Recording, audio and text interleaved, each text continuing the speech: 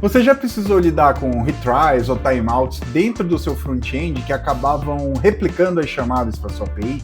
Já teve um usuário dedo nervoso que ficava clicando no mesmo botão, replicando várias e várias vezes a mesma chamada para o seu back-end?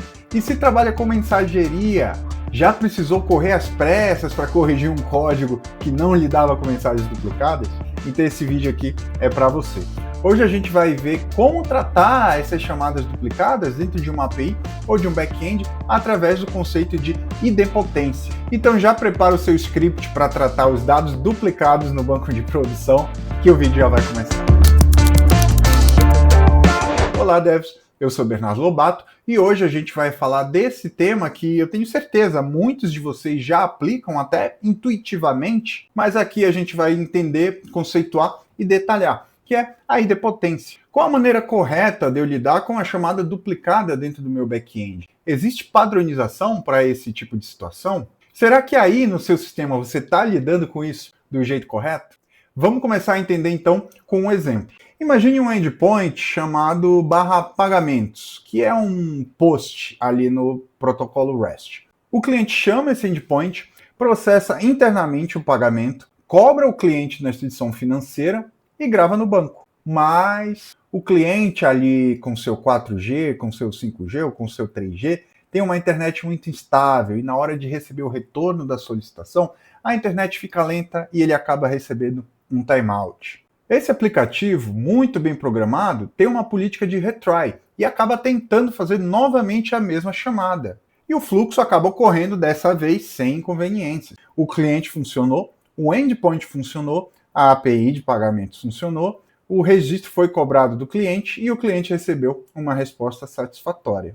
Tecnicamente, o sistema funcionou, não teve falha nem exceção, muito pelo contrário, ele estava até, de uma certa maneira, resiliente. Mas em se tratando de System Design e arquitetura, aí deixou bastante a desejar. Percebemos que esse fluxo acabou gerando uma chamada duplicada ali, e dependendo de como for, poderá ser cobrado duas vezes do mesmo usuário.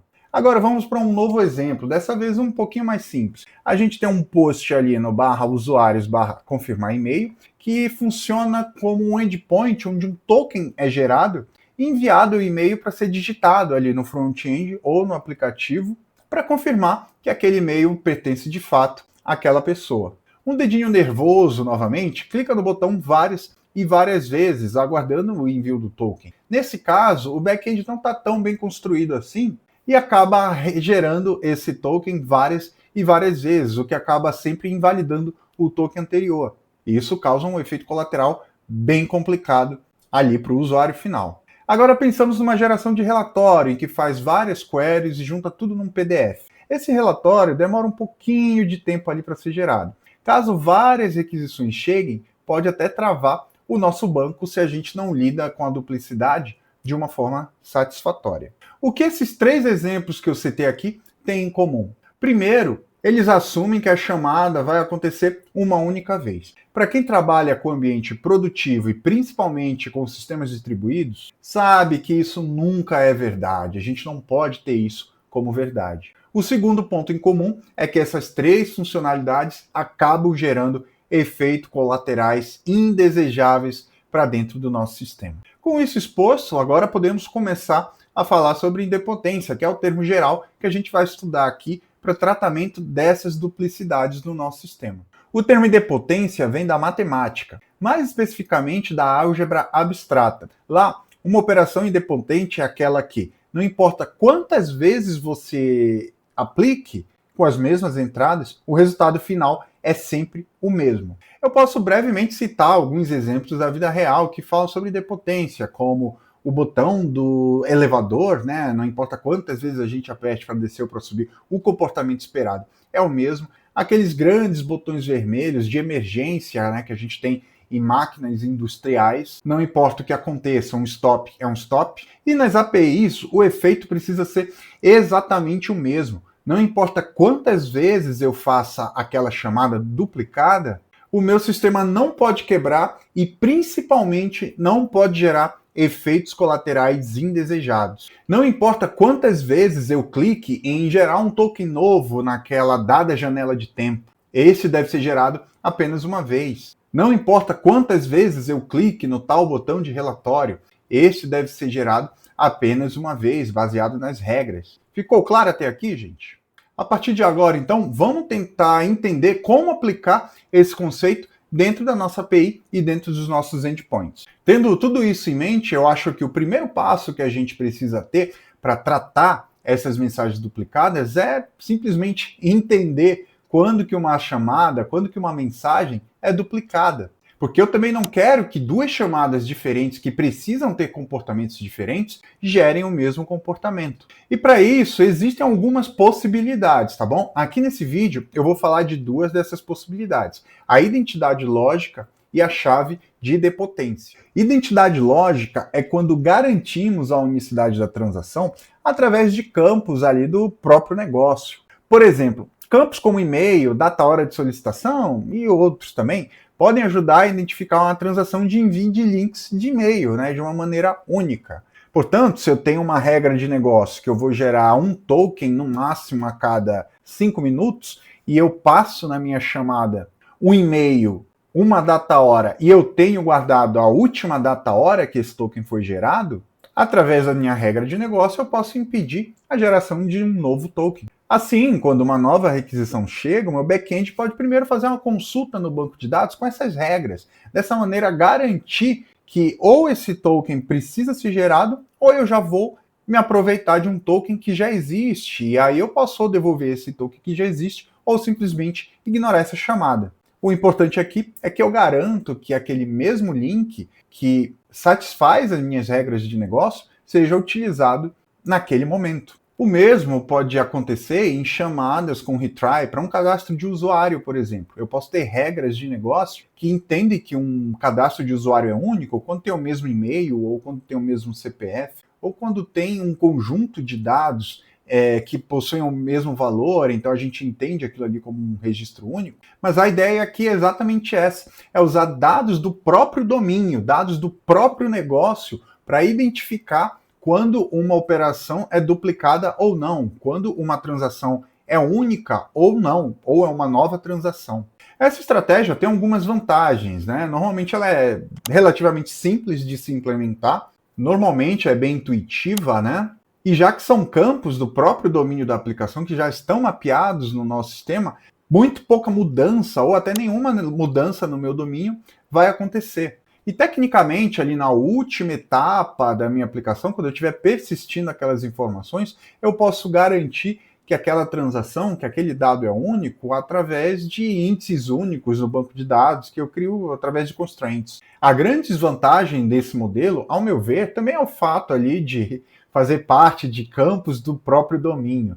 Né? Dessa maneira, a gente entende que precisa estar muito bem conversado, precisa estar muito bem alinhado essas regras de unicidade em todo mundo que vai fazer parte dessa integração. Tanto os clientes que vão conectar na minha API, quanto a minha própria API tem que estar implementando a mesma regra para evitar duplicidades e efeitos colaterais ainda piores. E seguindo o mesmo raciocínio, qualquer tipo de mudança nessa regra de unicidade deve ser muito bem divulgada e organizada por parte dos times, né, para que os deploys sejam feitos ali de maneira coerente e que a gente consiga implementar todo mundo junto, sempre a mesma regra. A segunda maneira que a gente tem de identificar as unicidades ali nas nossas transações, nas nossas chamadas, é a chamada chave de idempotência. Essa chave é um campo a mais de identificador, normalmente criado pelo cliente e enviado juntamente ali com os dados do domínio.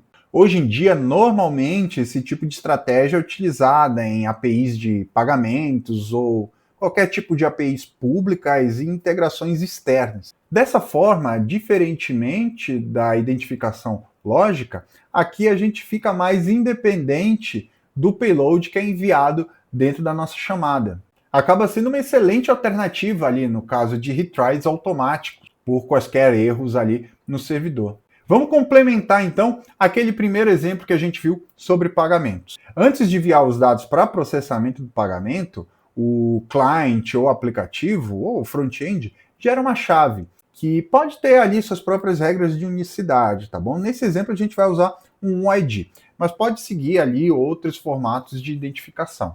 E essa chave é enviada juntamente com o payload da requisição. E no back-end, pode ser feita uma consulta no banco através dessa chave e se constata qual o estado daquela solicitação, se já foi processada, se está em andamento ou se ainda não foi criada. Através disso, é tratado de acordo com as regras de negócio de mudança de estado.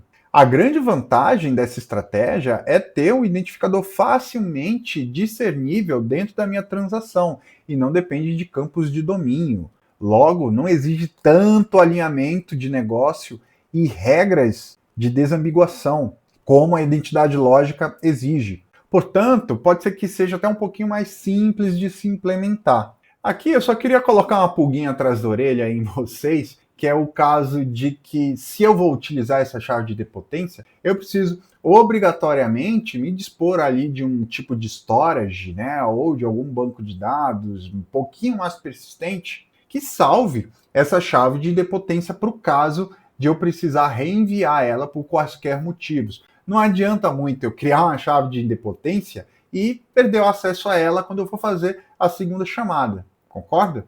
E como ela é criada, normalmente é gerada ali no client, que pode ser, né, em algumas situações, um aplicativo, um front-end ou um outro back-end, eu vou precisar de recursos como local storage, session storage ou similar. E me aproveite desse tipo de recurso para armazenar essa chave criada. Conforme eu já disse um pouquinho no começo do vídeo, muitos desenvolvedores já lidam com esse conceito, já implementam isso de uma maneira um pouco mais intuitiva.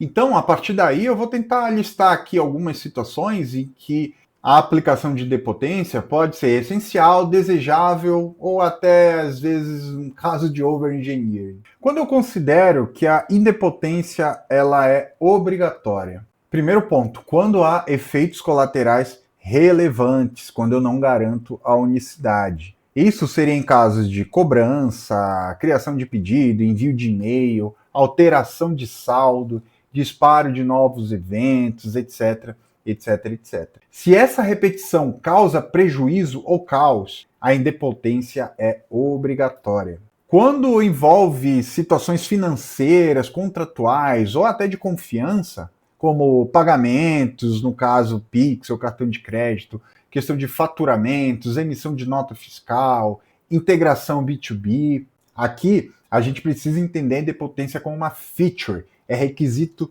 de negócio. E também quando o sistema é distribuído, né? Como a gente já vem vendo aqui nos nossos vídeos, arquiteturas como microserviços, o uso de filas, o uso de eventos, consumidores paralelo, isso acaba aumentando muito a duplicação de mensagens e eventos em potencial dentro do nosso sistema. Nesse caso, a gente precisa sim dar uma atenção especial. E quando eu posso entender que a idempotência ela é desejável, ainda assim é muito importante, mas não é tão mandatória como nos itens anteriores. Basicamente, quando a gente tem um retry automático, principalmente ali em situações onde o meu cliente está preparado para ficar reenviando a mesma chamada várias vezes, quando eu preciso lidar com redes instáveis, como, por exemplo, um 3G, um 4G em zona rural, alguma situação em que o meu aplicativo vá se manter em trânsito por muito tempo nas rodovias, ou vai ficar bastante em movimento. E também quando eu preciso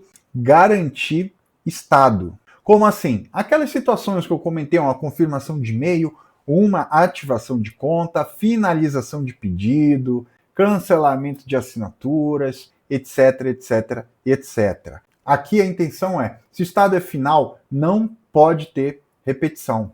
E por último, quanto que a idempotência pode ser ali mais ou menos considerada como um over-engineering? Bom, aqui eu acredito que em operações ali que sejam somente leitura, né, normalmente um GET em uma API REST é uma operação somente leitura. Em fluxos simples ali, em fluxos que não tenha distribuição, que é uma máquina que roda somente, que é um script que eu rodo diariamente, algum tipo de scheduler, talvez isso não precise de dar muita atenção à idempotência. Algumas ações que devem ser repetidas, tá bom? Que a gente precisa dessa repetição, que é um recurso do nosso negócio, como, por exemplo, geração de logs, geração de eventos de auditoria, incrementos de métrica, restrição de acesso, etc, etc, etc. Aqui a gente quer a repetição, aqui ela é desejada. Se não existe ali uma identidade clara na operação,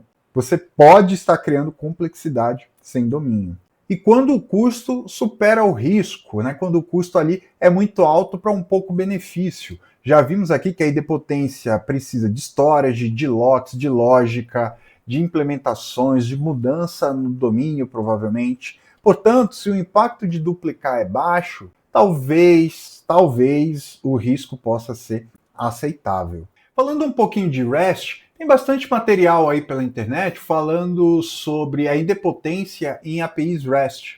Eu não vou me aproximar especificamente nesse tema aqui nesse vídeo, tá bom? Se você tiver interesse, deixa um comentário aqui que a gente faz mais um material falando sobre REST e idempotência com muito mais detalhes só nesse tema. Mas não posso deixar de citar brevemente. Em APIs REST, métodos como GET são naturalmente idempotentes.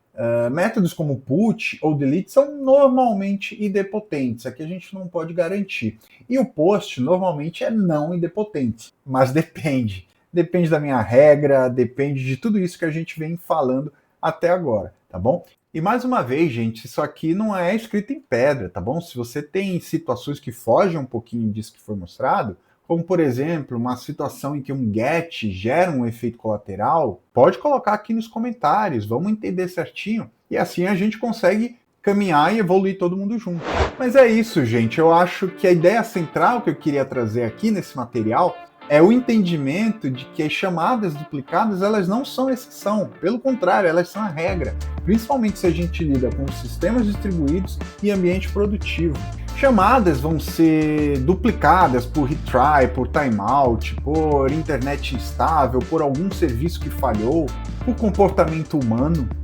E o nosso papel aqui é garantir que essas duplicações que vão ocorrer sejam tratadas da maneira mais correta e mais aderente ao nosso negócio possível.